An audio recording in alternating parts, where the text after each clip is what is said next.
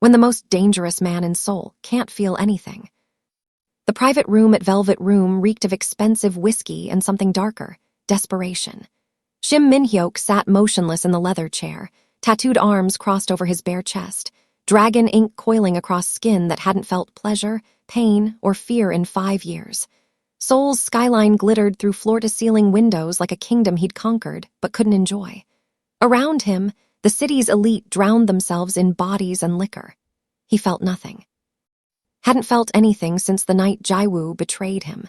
The ambush that killed his mentor and murdered something inside him the doctors said might never wake up. Tae-jin, his second-in-command, had arranged this meeting out of pure panic. Rival syndicates were circling like sharks who'd smelled blood in the water. The Jade Tigers whispered that the Jade Dragon was broken. Empty. Weak. In Min-hyuk's world, weakness meant death. The door opened. Tansy entered in a blue sequined dress that caught the red neon like liquid sapphire, moving with a dancer's deliberate grace. She'd performed for powerful men before, politicians who bought silence, CEOs who bought fantasy. But this one was different. Hollow eyes, dangerous stillness, a predator who'd forgotten how to hunt. She leaned close, her breath warm against his ear, her palm finding the dragon tattoo over his heart. "Let me handle this," she whispered. His body jolted like she'd sent lightning through his veins, 5 years of nothing and suddenly everything. Heat, pulse, once so sharp it felt like violence. Min-hyuk's eyes went wide. Tansy felt the shock ripple through his muscles, the way his entire body locked and released at once. In that second, they both understood. This wasn't normal. This was dangerous. What neither knew, their meeting wasn't chance. It was revenge 5 years in the making. And the woman who destroyed him was watching, waiting to finish what she started. Before we dive into this thrilling story, don't forget to smash that subscribe button. Where are you watching from? Like and comment. The text came at 3 a.m., clinical and final. Your services are no longer required. Final payment deposited.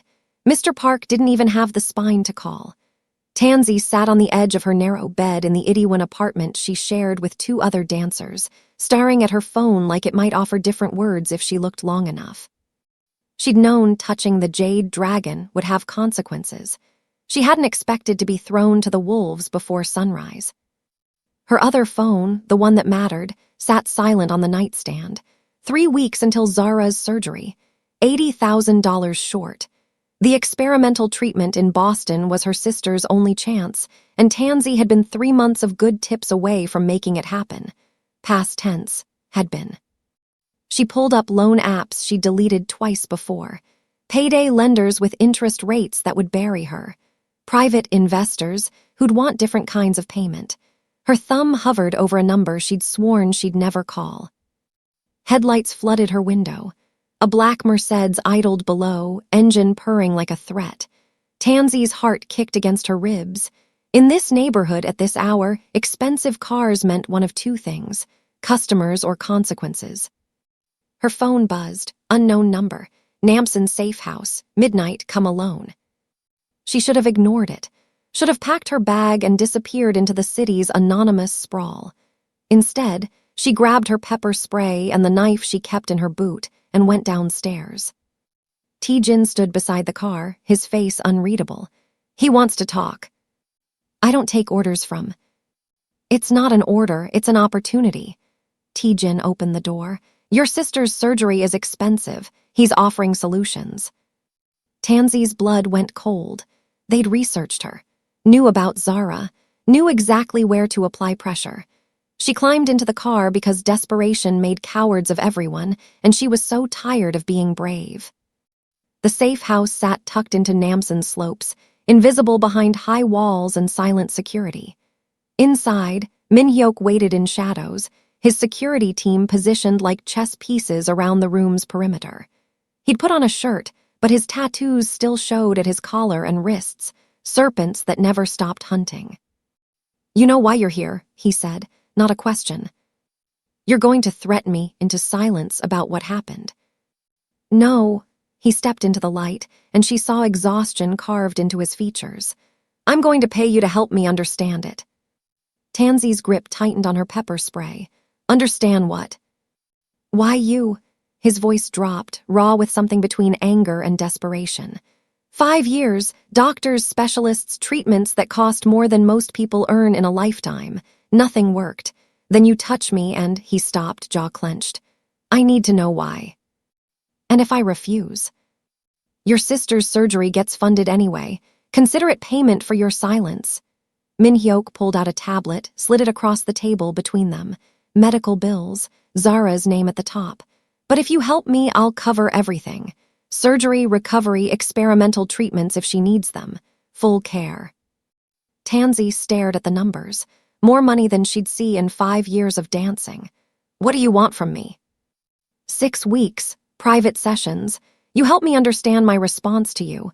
Complete discretion. If my enemies discover this vulnerability, they'll use it to destroy me. His eyes met hers, and she saw the truth beneath the threat. He was terrified. If my own people sense weakness, I'm dead. I'm not a doctor. Doctors failed. You didn't. Tansy's mind raced through options, angles, escapes. Found none that didn't end with Zara dying.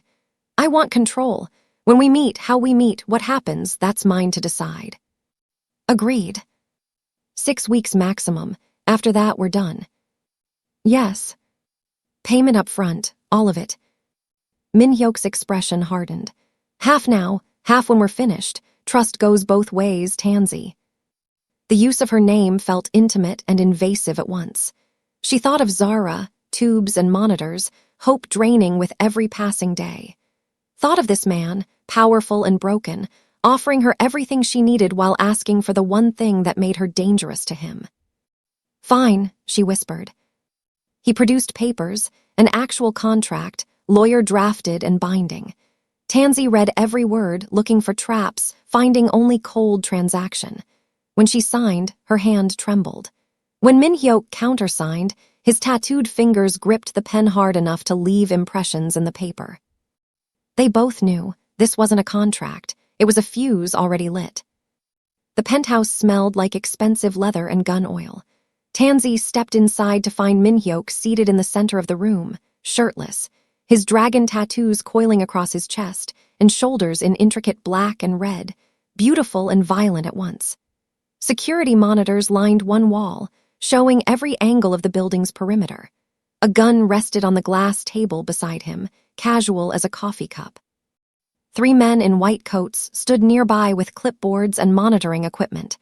Doctors, she realized, witnesses to his humiliation. Min-hyuk's face was carved from stone, but his jaw clenched when one of the doctors positioned a heart rate monitor. This man who ruled through fear, reduced to a specimen under observation. Something in Tansy's chest twisted sharply. She stopped mid-approach. Send them away. Min-hyuk's eyes snapped to hers. That wasn't the agreement. Then we don't have an agreement. She met his gaze without flinching. Because I don't perform for audiences, and neither should you. The silence stretched taut as wire. The doctors looked to Min-hyuk for direction. He stared at Tansy like he was deciding whether she was brave or suicidal. Finally, he gestured sharply. Out, all of you. Taejin stepped forward. Sir, the medical data. I said out. They left. The door clicked shut. Alone, the room felt different, smaller despite its size, more dangerous despite the absence of guns and guards. Tansy approached slowly, not with a dancer's practiced seduction but with genuine caution. She could see it now without the clinical observers, the tension in his shoulders, the way his hands fisted against his thighs. Not arousal, shame. This isn't about your body being broken, she said softly, her hand coming to rest on his scarred shoulder. His skin was warm beneath her palm. It's about what broke you. He flinched but didn't pull away. His eyes found hers, and for the first time, she saw past the armor to the wounded man beneath. You don't know what you're talking about. Then tell me. The words hung between them. Min-hyuk's throat worked. Her name was Jai-woo, rival syndicate, but he stopped, started again. I thought she loved me. Turned out she loved power more. She orchestrated an ambush. My mentor, Master Choi, died in my arms while she watched from across the street. The doctors said it was trauma, psychological, that my body shut down to protect itself from ever trusting anyone again. Tansy's hand moved to his chest, feeling his heartbeat, steady but guarded. And you believed them, that you were permanently broken. 5 years of nothing tends to be convincing. She sat beside him, close but not touching. I know about disappearing, she said quietly. Dancing every night, becoming whatever men need to see, invisible behind the costume. I did it so long, I forgot who I was underneath. She looked at her hands. My sister's the only person who still sees me as real, and she's dying because I can't earn fast enough to save her. Min Hyuk studied her profile. That's why you agreed. That's why I'm here, but I'm not doing this as a transaction. She turned to face him. If we're going to figure out why you respond to me, I need to know you, not the Jade Dragon, you. Something shifted in his expression, surprise, maybe, or recognition. And if there's nothing left under the armor, then we'll find out together. They talked as dawn broke over Seoul, the city waking beyond the windows. He told her about wanting to be an architect before his father's death dragged him into the syndicate. She told him about choreography notebooks filled with dances no one would ever see. They didn't touch again that night, but something more dangerous happened. They saw each other. Outside in the hallway, Tae-jin pressed his phone to his ear. The session deviated from protocol, he reported, voice low. She dismissed the medical team. They talked for hours. Across the city, in a compound decorated with stolen art and fresh flowers, Jae-woo smiled as she ended the call. She poured herself wine, expensive and blood-red, and toasted the empty room. Perfect, she whispered. Let him feel again, let him hope. It'll make the fall so much sweeter. By the second week, the sessions moved to Min Hyuk's private study, a room that surprised her. Books on Baroque architecture lined the shelves. Sketches of buildings covered his desk, not the cold corporate towers she'd expected, but community spaces with flowing lines and natural light. Vinyl records stacked beside a vintage turntable. Miles Davis, Nina Simone, music that felt like breathing. You were serious about architecture, Tansy said, running her fingers along a sketch of what looked like a library. Before my father died and left me the syndicate, Min Hyuk's voice was flat. Duty doesn't care about dreams. She pulled out her own notebook, dog-eared pages filled with choreography notes, stick figures expressing movements she'd never had the chance to perform. I understand deferred dreams. Something sparked between them. He sketched a structure. She choreographed movement through its spaces. His rigid lines softened under her flowing interpretations. Her isolated figures found context in his architectural vision. They created something neither could make alone, art born from the collision of violence and grace. It felt dangerous in ways that had nothing to do with contracts or money. The violence found her on a Tuesday night. Tansy was 3 blocks from her apartment when she noticed the car following, slow, deliberate, predatory. Her heart kicked. She turned down a side street. The car turned too. 2 men emerged before she could run, jade tiger tattoos visible on their necks. The boss wants to know why the Jade Dragon's so interested in American dancers. They didn't finish. Min Hyuk's security materialized from nowhere, Tae-jin and 3 others. What happened next was brutal and efficient. The sound of breaking bones, blood on concrete, one man screaming until he couldn't. Tansy stood frozen, watching the man she'd been laughing with hours ago orchestrate violence with the same precision he sketched buildings. When it was over, Min Hyuk pulled her into his car without a word, his knuckles split and bleeding. She didn't speak to him for 3 days. Marcus Chen appeared at a cafe in Itaewon, all American charm and easy smiles. I own a gallery in Gangnam, he said, sliding his card across the table. Saw your work at a showcase last year. Stunning fusion of traditional and contemporary. Have you considered applying for an artist visa? Tansy stared at the card. Chen Gallery, Contemporary Performance Art. I have contacts, Marcus continued gently. Medical contacts, too. Your sister's case, there are programs, legitimate funding sources. You don't have to. He trailed off meaningfully. Safe, legal, normal, everything Min-hyuk wasn't. Across the city, Tae-jin stared at his computer screen, financial records glowing in the dark. 3 months of payments covering Tansy's expenses, rent, utilities, small debts cleared, shell companies, offshore accounts, all tracing back to one source, Jaiwoo. His phone was in his hand before he thought. Min-hyuk's number queued. One call and everything would unravel. Tansy could be compromised. A plant. The perfect weapon aimed at his boss's newly vulnerable heart.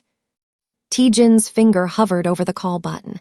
Then he thought of Min-hyuk's face when he talked about Tansy. The first light he'd seen there in 5 years. The first hope. He deleted the evidence and prayed love was stronger than manipulation. That night, Min-hyuk and Tansy worked late in his study. She'd forgiven him, or tried to. They stood close over a sketch, her hand guiding his as they collaborated on a design that merged structure and movement. His cologne, cedar and smoke, made her dizzy. Tansy, her name barely whispered. She looked up. His hand cupped her face, thumb tracing her cheekbone. Her fingers found the scars on his knuckles, violence and creation in the same hands. They leaned closer, breath mingling, hearts thundering. His phone exploded with alerts. Urgent, critical, jade tigers moving on their territory. Min-hyuk pulled back, fury and frustration warring across his features. I have to. I know, go. He left, and Tansy stood alone in his study, touching her lips where his almost were. Outside, Seoul glittered with a million lights, beautiful and brutal and utterly indifferent. Was she falling for a man who would destroy her? Or was he the first person who truly saw her beneath the performance? She didn't know, and that terrified her more than any violence could. Jaiwoo entered the syndicate council meeting like winter arriving early, beautiful, inevitable, deadly. 5 years had only sharpened her edges. She took her seat at the head of the Jade Tiger delegation, and the room's temperature dropped 10 degrees. Min-hyuk's face revealed nothing, but Tansy, watching from the security feed Tae-jin had shown her, saw his hands flatten against the table. White-knuckled, controlled. She's back, Tae-jin said quietly, and she brought the full weight of the Jade Tigers with her. That night's charity gala at the Shilla Hotel was neutral ground where Seoul's elite pretended their money was clean. Min-hyuk arrived with Tansy on his arm, a deliberate, public statement. She wore a dress she'd spent 3 nights sewing. Traditional Korean jeogori structure meeting African kente patterns, gold and crimson silk that made her look like she belonged in museums, not nightclubs. For one shimmering moment, surrounded by champagne and string quartets, they were just 2 people. Partners. The way his hand settled at her waist felt possessive and protective at once. Then Jaiwoo glided across the room, while Min-hyuk was pulled into conversation with Japanese investors. She was elegant in white, a color that should have meant purity, but on her looked like a weapon. Walk with me, Jaiwoo said to Tansy, not a request. They moved to a quiet corner near abstract paintings that probably cost more than Tansy's entire life. Jaiwoo studied her with clinical appreciation. You're beautiful, perfect, really. Desperate enough to be pliable, talented enough to seem authentic, foreign enough to be exotic. She smiled. I chose well. Tansy's blood turned to ice. What? Did you really think it was coincidence? Jaiwoo's voice was silk over razor blades. Your placement at Velvet Room, your sister's sudden need for expensive treatment in Seoul specifically, your visa troubles that made you vulnerable. She leaned closer. I orchestrated all of it. Found you 2 years ago, cleared your path, positioned you exactly where he'd find you when I was ready. The room tilted. Tansy gripped the wall for balance. 5 years, Jaiwoo continued, savoring each word. 5 years I kept him broken, convinced his condition was permanent. Then I gave him hope through you, just enough to make him vulnerable again. And when I expose your arrangement, when Seoul's underworld learns the Jade Dragon pays strippers to feel again, her smile was arctic. His enemies will tear him apart. And you, my dear, will be the one who delivered him to slaughter. Tansy fled to the terrace for air.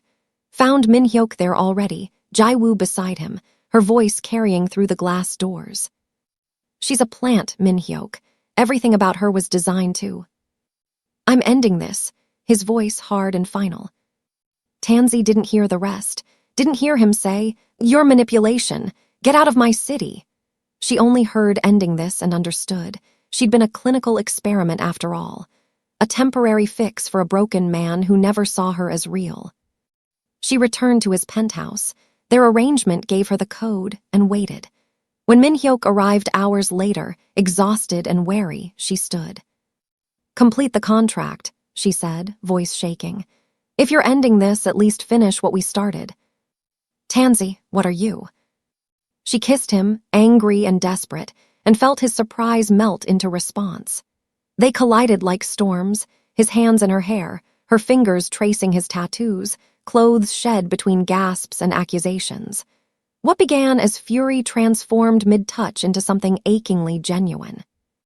When he entered her, she whispered against his neck, "I don't know what's real anymore."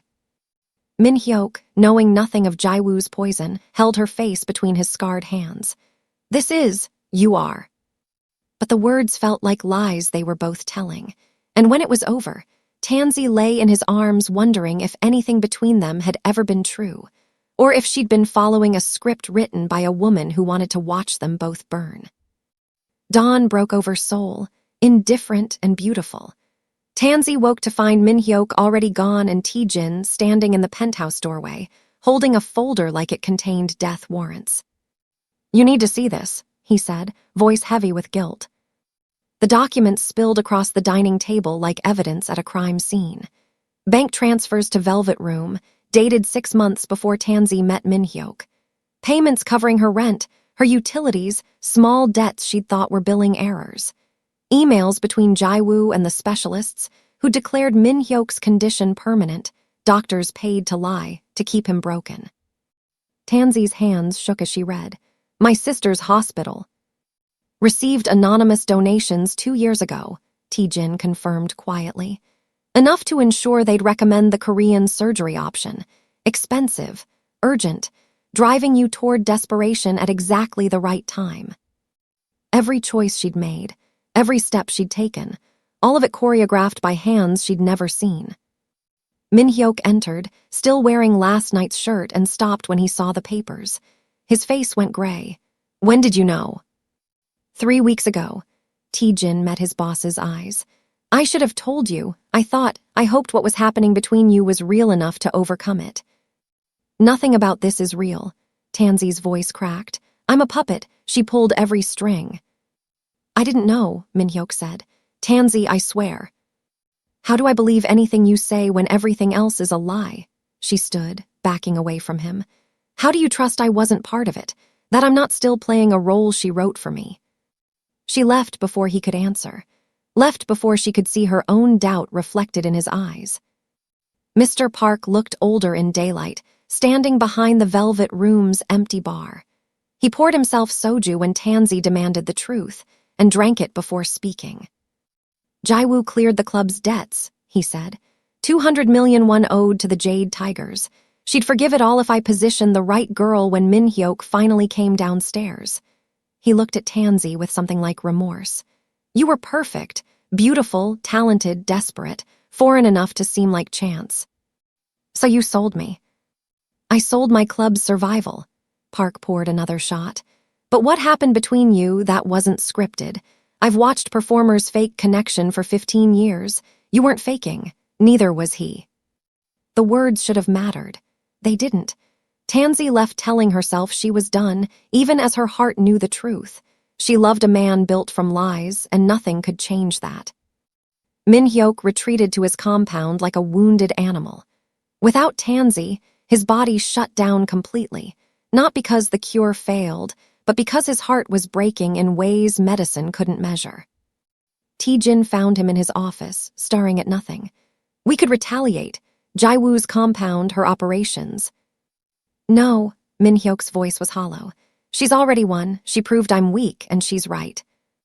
"Sir." "Leave me."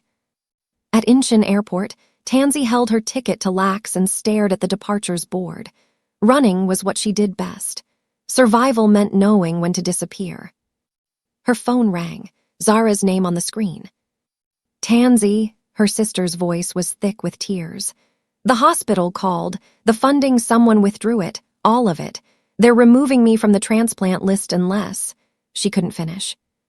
Tansy's world tilted. How much? 150,000, 48 hours, Zara sobbed. I'm sorry, I'm so sorry. It's not your fault. Tansy's voice didn't sound like her own. I'll figure it out. She ended the call and stared at her phone, at the departures board, at the ticket in her trembling hand. Jaiwoo had taken everything, her agency, her trust, her love. Now she was taking Zara too, unless Tansy found a way to produce money she didn't have in time she didn't have. The airport PA announced flights to Los Angeles, to safety, to watching her sister die from an ocean away. Tansy closed her eyes and made a choice. Marcus Chen appeared at her apartment door like salvation, wrapped in a government badge. He didn't pretend anymore. No gallery owner's smile, just the exhausted honesty of an FBI agent who'd worked organized crime for too long. I can save your sister, he said, stepping inside. And you, but I need something in exchange. Tansy's apartment felt smaller with him in it. What kind of something? Testimony, everything you've witnessed, the safe houses, the meetings, the violence. We're building a RICO case against Seoul's syndicates. He pulled out paperwork, official and damning. You testify, we relocate you and Zara under witness protection. New identities, full medical coverage for her treatment, relocation expenses. You'd be free. The word hung in the air like a promise she'd forgotten existed. Free. Safe, Marcus continued gently. Your sister would live, and you'd never have to return to this world. 24 hours to decide. He left his card, a first-class ticket to Lax and pre-approved protection documents with her name already typed in the blanks. So easy, so clean, so impossible. Tansy sat surrounded by evidence of her borrowed life, choreography notebooks filled with dreams, Min Hyok's architectural sketches he'd given her during their sessions, the blue sequined dress from the night everything changed. She could take Marcus's offer, should take it. It was survival, and she'd always been good at surviving. She called Zara, heard her sister's weak voice and nearly broke. Did you find another way to pay? Zara asked, hope threading through exhaustion. Tansy couldn't answer, couldn't manufacture the lie. Silence stretched. Then Zara, with the terrible clarity of someone who'd stared death down for months, said, Tansy, I don't want to be the reason you keep disappearing. I've watched you make yourself invisible your whole life, for Mom, for me, for everyone who needed you. I'd rather die myself than watch you die inside trying to save me. Her voice cracked. Whatever you choose, choose for you, please. The call ended. Tansy stared at Marcus's card and felt the weight of the simplest, hardest question.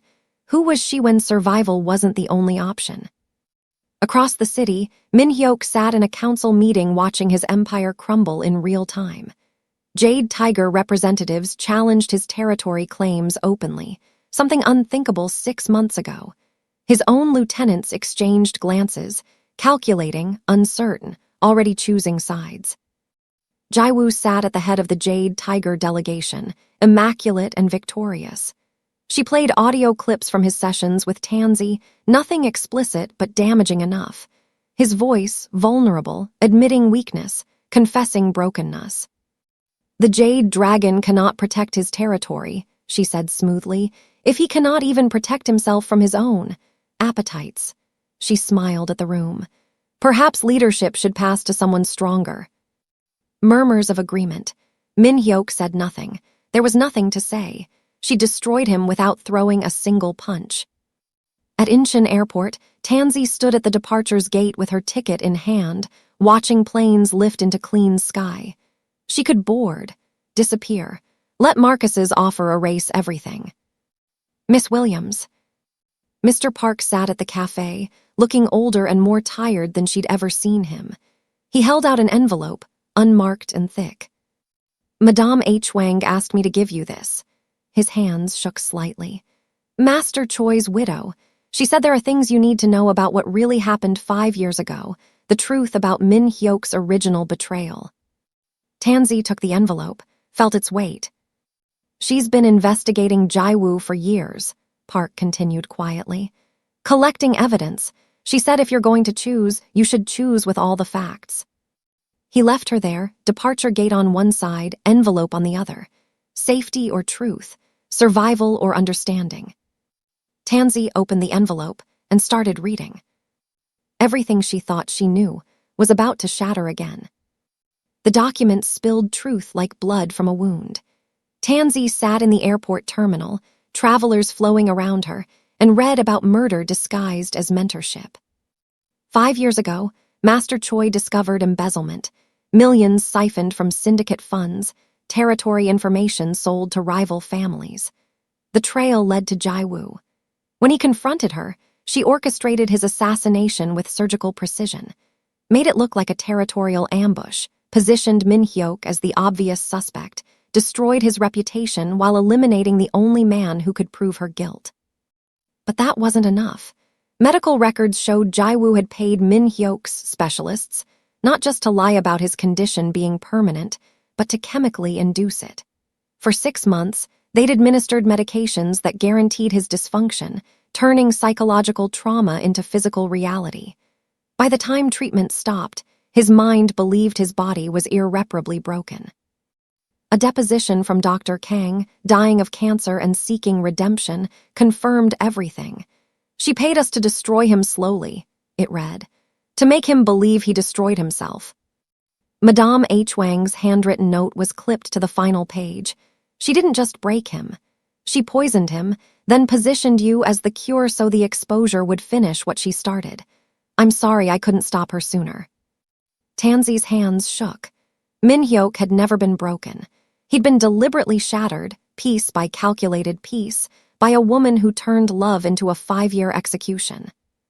She went straight to his compound. Tae-jin saw her coming and simply opened the gates, no questions, just recognition in his eyes that something had changed.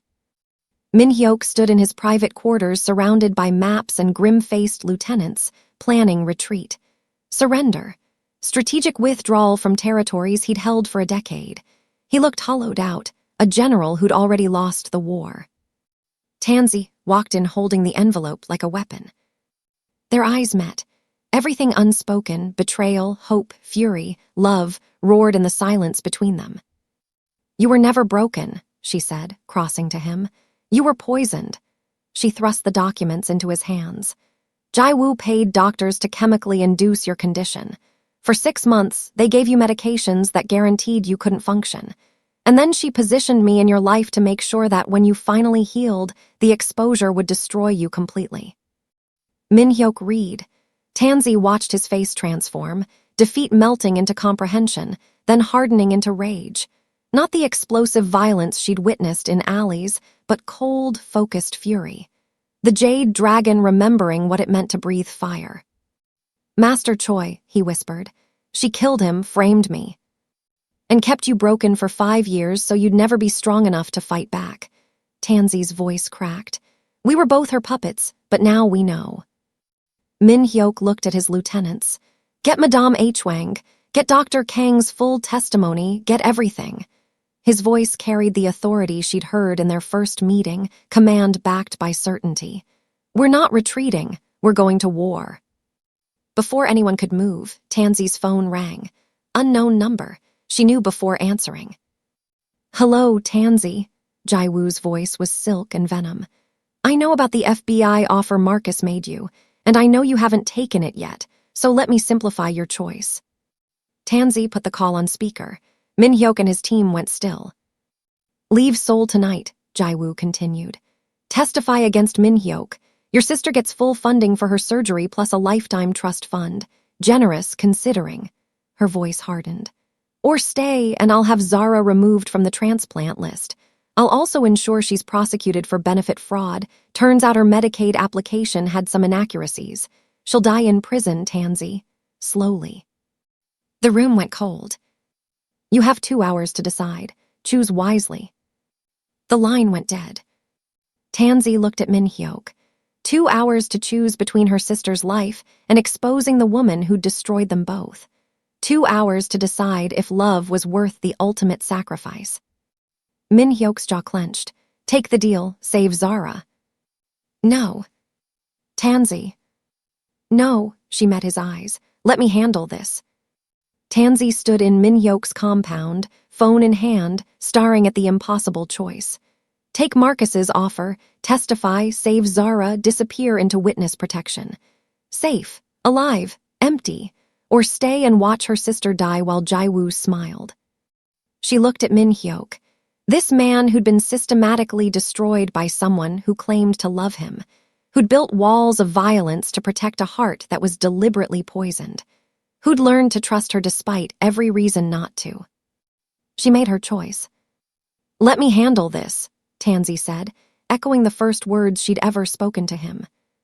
She dialed Jae-woo back. You want me to testify against him? Fine, tomorrow, noon. She paused, letting the silence stretch. But not to the FBI, to the Syndicate Council. Full tribunal. You, me, Min Hyuk, and every family head in Seoul. Public testimony about everything. Min Hyuk's eyes went wide. His lieutenants exchanged stunned glances. If you're so certain your manipulation was perfect, Tansy continued, voice steady as steel, prove it in front of everyone who matters in your world. It was a calculated gamble. Jae-woo couldn't refuse without appearing weak before the very council she'd manipulated. But accepting meant exposing her crimes before the Syndicate's highest authority. The silence stretched, then Jae-woo's laugh, cold and delighted. Bold, stupid but bold. Done, but when you fail, Tansy, your sister pays the price, every second of it. The line went dead. Min Hyuk pulled her aside, away from his team. You don't have to do this. I can fight my own battles. I know you can. She turned to face him fully. But for 5 years, you've been fighting alone, not anymore. Something broke open in his expression. Gratitude, fear, and something deeper that neither of them had dared name until now. Tae-jin approached with his tablet. Madame H. Wang has more than documents. Dr. Kang is willing to testify in person. We have financial records of Jae-woo's embezzlement, 20 million over 3 years.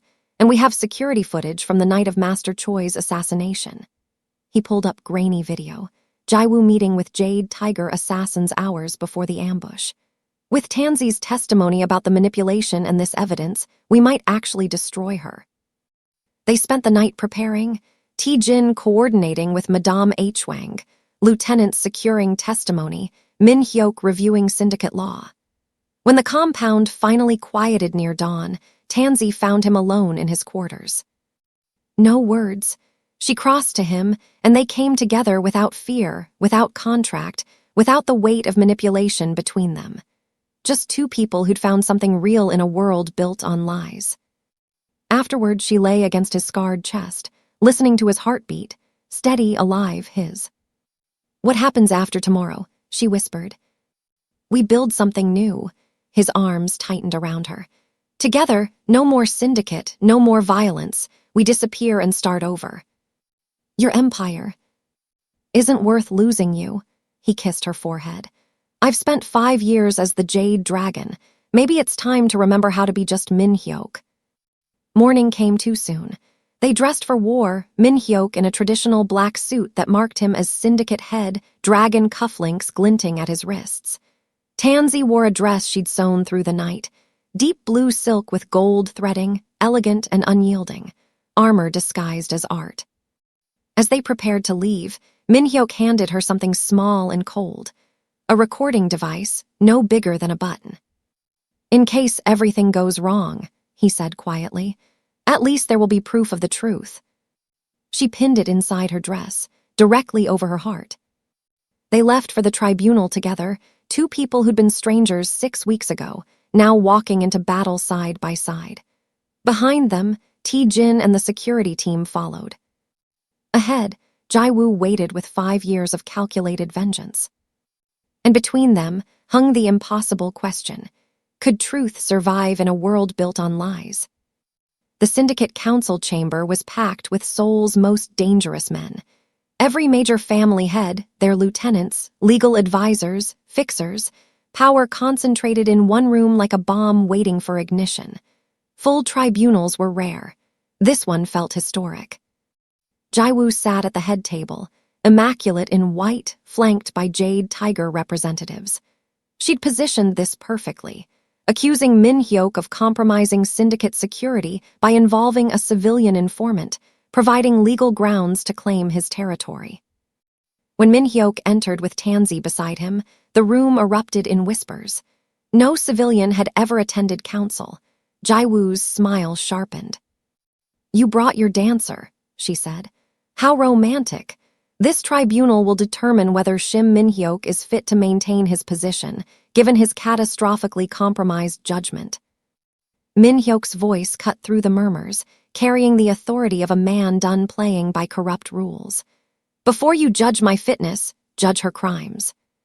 He presented Madame H. Wang's evidence methodically. Financial records showing 20 million won embezzled over 3 years, Dr. Kang's signed testimony about the chemical poisoning, security footage of Jaiwoo meeting with Jade Tiger assassins hours before Master Choi's assassination. The council leaned forward. This wasn't personal drama, it was evidence of crimes against the syndicate itself. Tansy testified next, voice steady despite dozens of dangerous eyes on her. She detailed the manipulation, payments positioning her at Velvet Room months before their meeting, her sister's medical crisis engineered to drive her toward desperation, every circumstance constructed to make her the perfect weapon. "She didn't position me to help him," Tansy said clearly. "She positioned me to destroy him when he finally dared to feel again." Jaiwoo stood, fury cracking her composure. "This is absurd. I loved him. Everything I did was—" "You poisoned him." Tansy's interruption silenced the room. "For 6 months, you had doctors administer medications that guaranteed his dysfunction. You didn't break his heart. You chemically destroyed his body, then convinced him it was his own weakness." Angry murmurs erupted. Deliberately harming a syndicate head violated their most sacred laws. Jaiwoo realized her miscalculation. She'd expected them to judge Min Hyuk's vulnerability.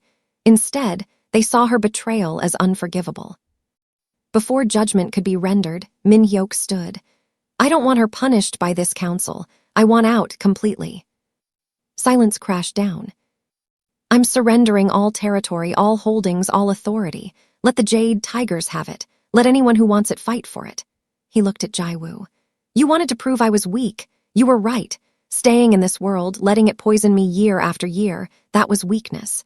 But walking away with the woman who sees me as human rather than weapon." He took Tansy's hand. "That's the strongest thing I've ever done." They turned to leave. Jaiwoo's voice cracked behind them. "You'll have nothing. No power, no protection, no empire." Min Hyuk looked back once. "I'll have everything that matters." 3 months later, a small dance studio opened in Busan. Tansy Williamsham taught fusion choreography to students who didn't know she'd once danced in Seoul's underworld. Across the street, Stephen Shim's architecture firm designed community spaces that brought light into neighborhoods. They lived above the studio.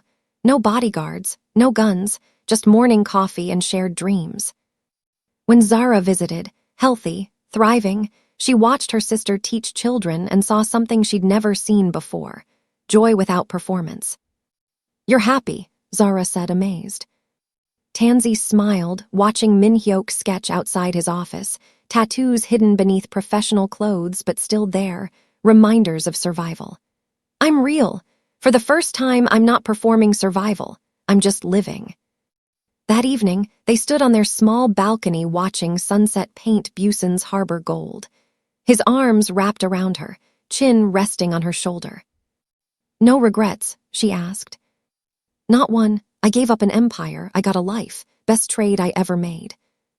Sometimes the bravest thing is choosing vulnerability over power. Sometimes the strongest thing is choosing to live instead of just survive. As the sun set, they didn't look back toward Seoul. They looked forward together toward whatever came next. Thank you for watching. Don't forget to like, share this video, and subscribe for more stories that speak to the heart. Where in the world are you turning in from? Let me know in the comments so we can connect and share our thoughts. I appreciate the time you spent here with me today.